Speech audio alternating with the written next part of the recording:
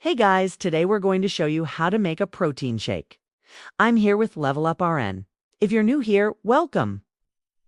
Alright you guys, protein shakes don't have to be complicated.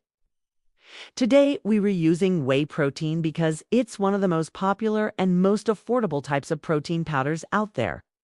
Whey protein is known for being a great post-workout recovery drink because it's high in leucine. But keep in mind that if you do this, your protein shake will be a little bit thinner.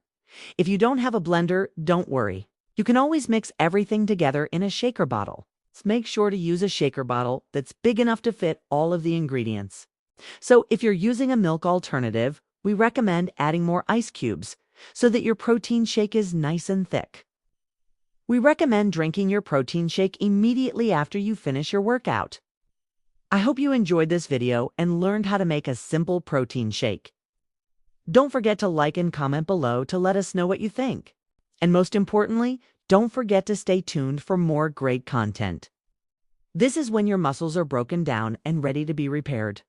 And since protein is the primary building block of muscle, consuming a protein shake post-workout can help you recover faster and build more muscle, which is one of the most important amino acids for muscle repair and growth.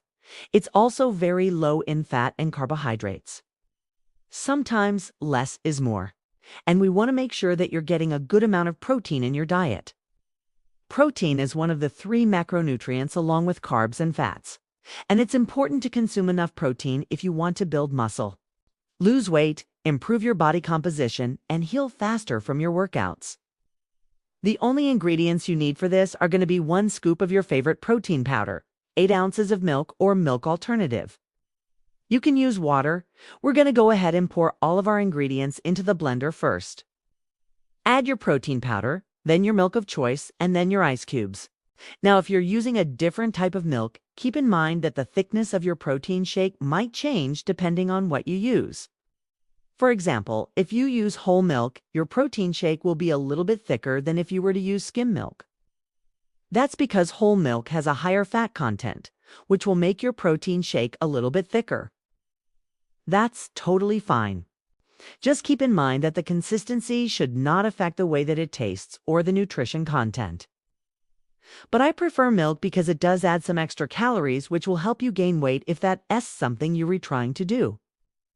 And then you're also going to need some ice cubes. That's it. Oh, but I forgot to mention, if you'd like your protein shake to be a little bit sweeter, you can always add some stevia or your favorite sugar-free syrup. We make it our mission to make health and fitness fun, engaging, and easy.